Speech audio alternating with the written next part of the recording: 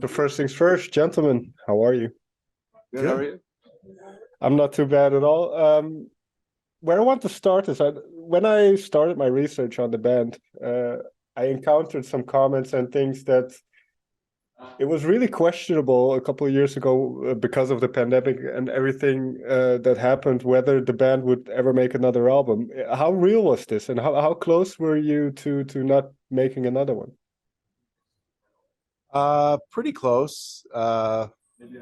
I think our story isn't that unique in that we all were pretty depressed and down, especially after our album just got released at the beginning of the pandemic, beginning of the lockdown, and we didn't know what to do with ourselves. We weren't we're not particularly good at focusing on other projects or working over Zoom or anything like that. So we Sure. kind of, I mean, I didn't handle it very well. I don't think Greg handled it very well. And it just seemed like we wouldn't be able to make money as a band from touring. And that was kind of our only source of income. And you have to start thinking seriously about, because we didn't know how long it was going to be. So you had to think honestly about what was the worth of it, especially when in that dark time, you know. I mean, I also just lost the desire to do it. It wasn't, I don't know if it was just from not touring or from just being away from it for so long, being away from everything for so long. But at a certain point, I was like, I don't feel like playing music. I don't feel like making music. And I was at the time kind of just numb and okay with that. So I even if things got back to normal, my mindset at the time was just, all right, I don't want to do this anymore. But thankfully that drive kind of came back, but it took a while. Yeah, what was the moment that it returned? Was it being able to do a couple dates here and there, and I guess around 2021? That was part of it. I had done some. I just kind of out of nowhere got asked to score some short films and stuff. So because I just needed money, I was like, sure, I'll do it. And but I really enjoyed it, and it was I made a bunch of songs and fragments of songs that I started to really enjoy and rethink about how I wrote songs, and it felt fresh and new. And I think that's something that was kind of like missing from the process for a minute for me, was just feeling fresh, and I want everything to be exciting, and that made it kind of feel exciting again. And then once we got the opportunity to tour again, I don't know if I was that excited about touring. Um, I've just gotten so used to like, not being stimulated by a bunch of people, being by Sure. myself in my own bed. And it scared me to have to sleep in different beds every night and be around a lot of people and try to be social. So it took at least a week for me to feel normal again on tour, but that it didn't come right back. It took a little bit. Greg, when did you start to send Joe the first kind of ideas of songs then for what ended up on the new album? Well, I think I'd sent him some like stuff I had been working on with the score and just like really basic ideas. And even like our friends in the band Dead had asked me to do a remix. So I did that too around that time, which got me kind of excited to do new stuff. I sent him that. And then, but kind of knowing that maybe that wasn't going to be the direction, but just almost to show, hey, I'm doing something right now. Right. And it wasn't until like middle to the end of 2021 that I went to New York, where drummer Alex lives, and we spent a few days just bouncing ideas off each other. And then we finished at least one song and then wrote a bunch of fragments of other songs, but the finished song ended up on the album.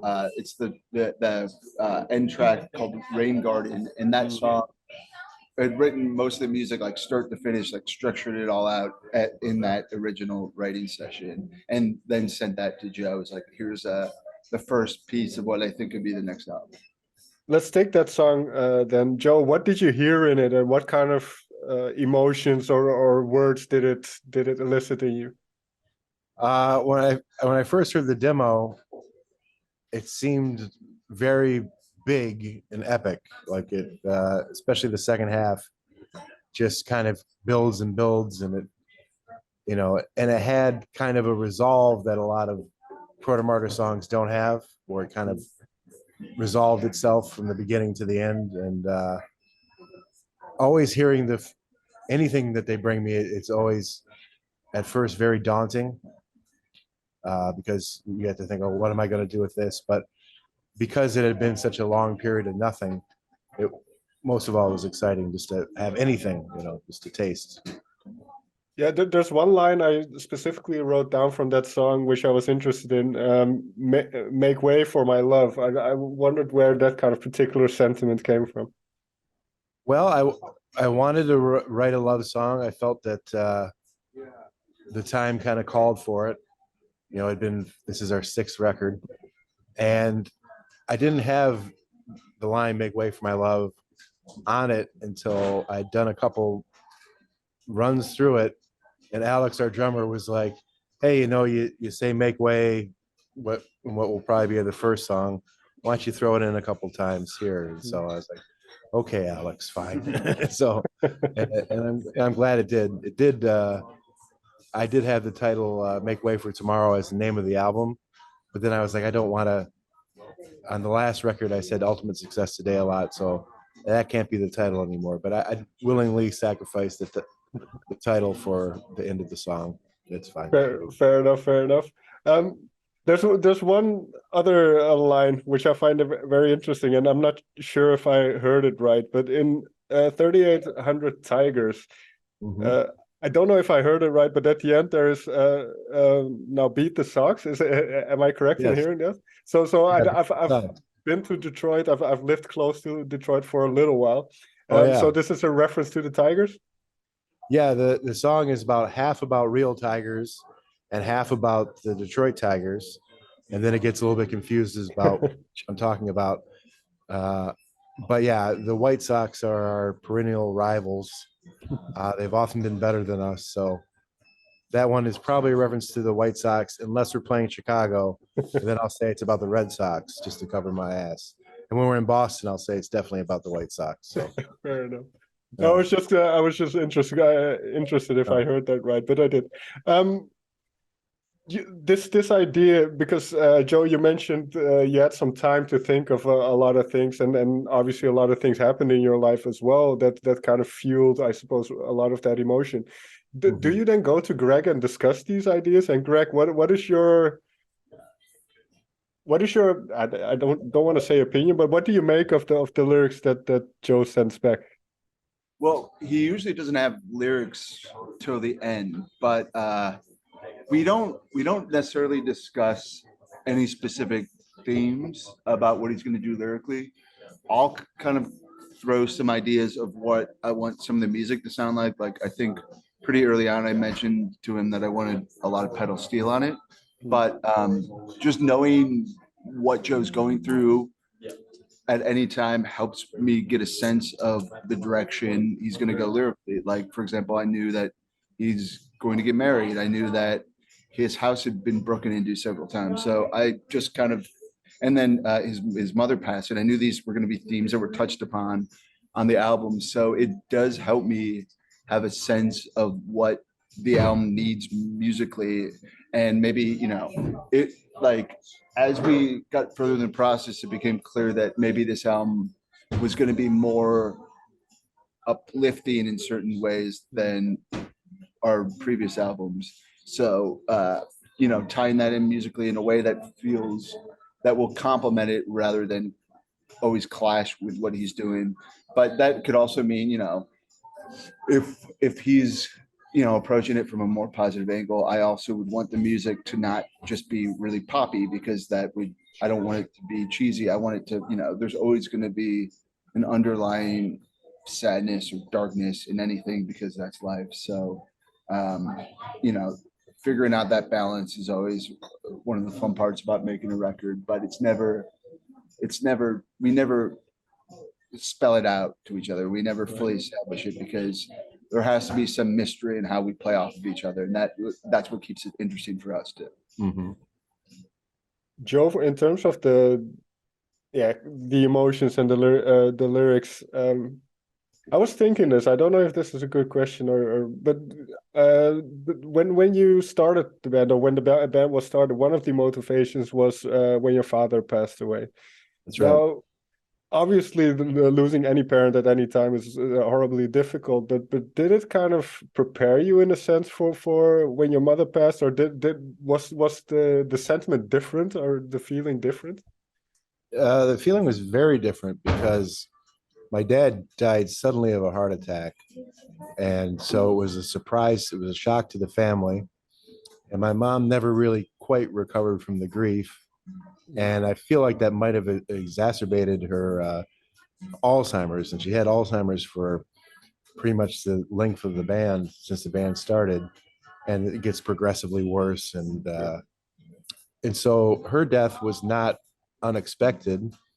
It was also kind of sudden, but it was tinged with a relief that her suffering was finally over. Whereas my dad, it was like, oh, he had so much more to give. Mom had given a lot in her life, and I'm glad she had a peaceful passing. But yeah, it was different emotions. It was, it was more just about where I think I did wallow in my dad's death for years. This one was pretty quick to come to the understanding that, life goes on and your parents don't want you to, wallow in misery for your rest of your life just because they died. Yeah, So, I wrote the line down from Grafton Hoyt. She wants me to try and find happiness in a cloudy sky. So is that kind of that idea of uh, pretty much the encompassing idea of the album of life is difficult, but we've got to move on? right. Like I'm a very, I can be very focused on dying and worried about life. And that comes through in the lyrics, which I think a lot of people relate to and understand. But I also feel like if that was the only lesson I got from my mother's life, was that like life is short and we're all going to die slow, painful deaths, then that would be kind of mocking, I think, my mom's life in a lot of ways, because she was such an happy person and could talk to anybody. And so yes, you have to decide if you're going to honor the person, you have to decide to try to live with what they taught you, because I do find, I still want to talk about depressing topics and stuff, but I do realize now that a lot of that is just as navel gazing and self-centered as talking about how great you are or how wonderful things are, so there's got to be a balance somewhere. What did your mother think of the band? And obviously, I don't know in what stages of her Alzheimer's she was, but did she kind of listen to a couple of songs, or? Our friend Larry took her to one of our earlier shows at the Lager House, and it was like the first time she'd been in a bar in years. And it was at the early stages where you could still talk to her and things, but she wouldn't quite know what was going on. And near the beginning of the band, I'd be like, well, Mom, I have to go down on tour. I'm going to go sing. And she'd be like, you sing? Which was probably a shock to her, even if she had so it was always kind of a reminder, like, oh, I have to go, and so she had a vague understanding of it at the end. I think she was just happy that I was getting out of the house, I think, at the beginning. Yeah. And when it comes to, I want to get back to the music a little bit because, well, you mentioned drummer Alex. This is maybe just my interpretation, but I found the drumming really excellent on the album. And was there any concerted effort to create the drumming, but also leave space so you could hear all the instruments kind of separately play well? Yeah, I would say there was.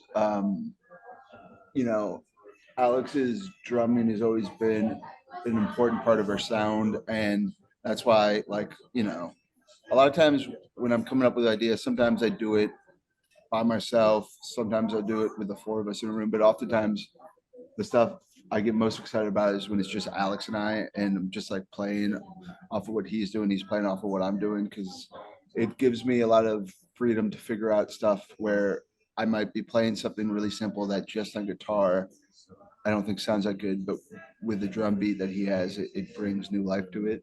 And for this album, I tried to approach it differently than I have past albums, where I really was trying to think more like a producer than as a guitarist. So uh, every song I tried to have the perspective of um, what what does a song need from guitar, from keyboards, from whatever to service the song.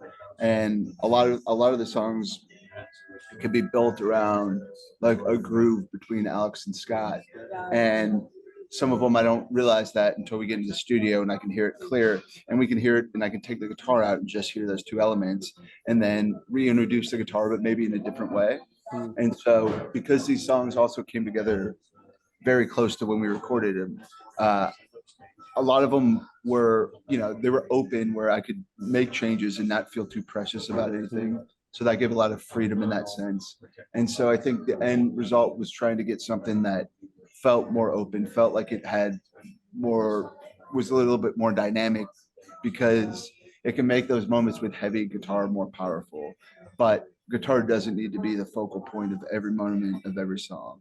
And it took me longer than I wish to realize that, but I think, Me too. in the studio, it was nice to figure that out, and I think the songs benefited from it. And this kind of dynamic approach, I suppose, would work well for a live setting as well. So how much of that do you take into account? And then this can be both lyrically, everything, kind of how much of the live show do you take into account when in the writing and studio process? For me, I started to not take into account at all. Okay. And that made it a lot easier, to be honest, because in the past, in the studio, I might be focused on, well, I don't know how I would do this live, so we're just not going to try it. Now I think, right, we're going to try it, I'll figure it out later.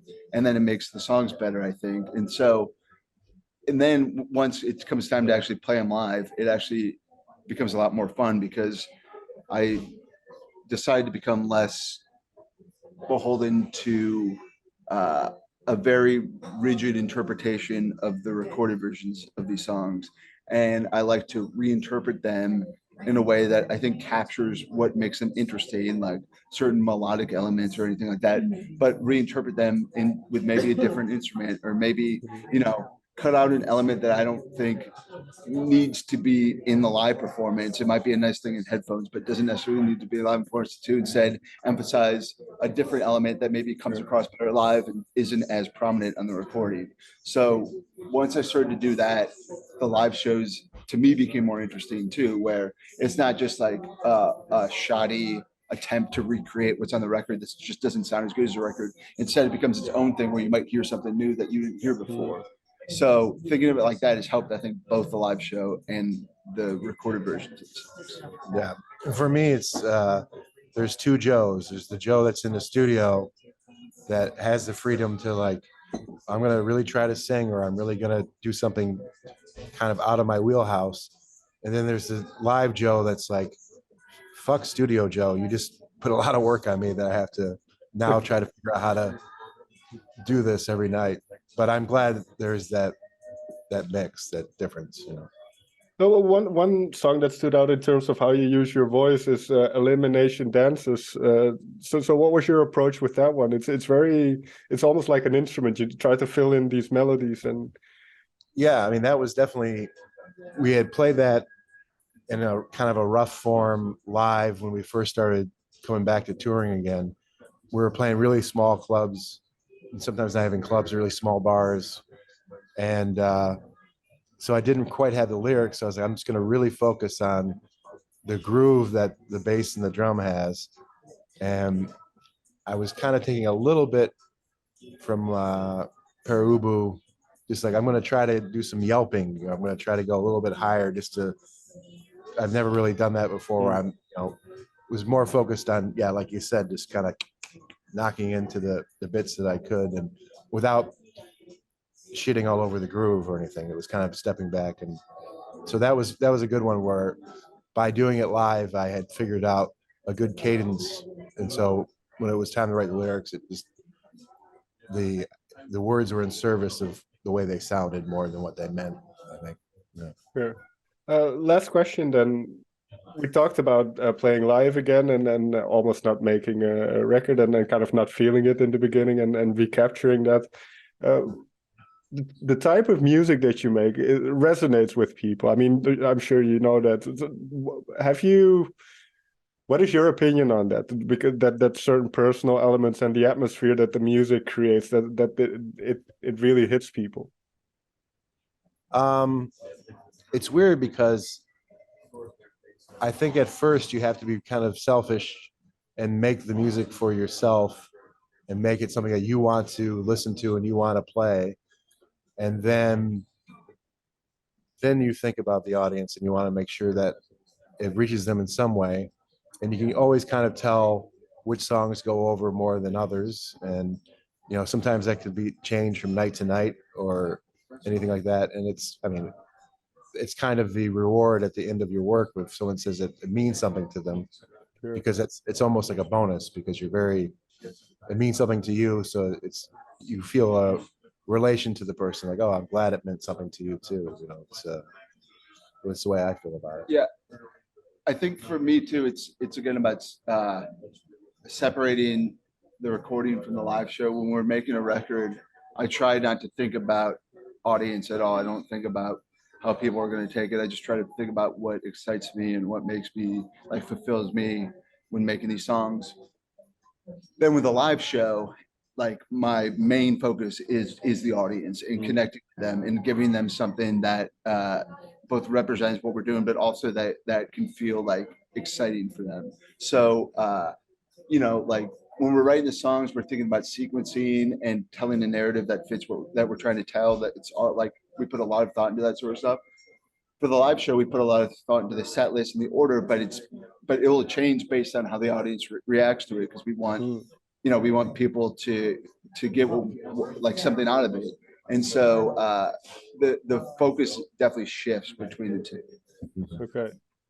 Gentlemen, may I thank you so much for taking the time to talk with me. Thank you. It's wonderful. Thanks. Yeah, appreciate it. Thanks.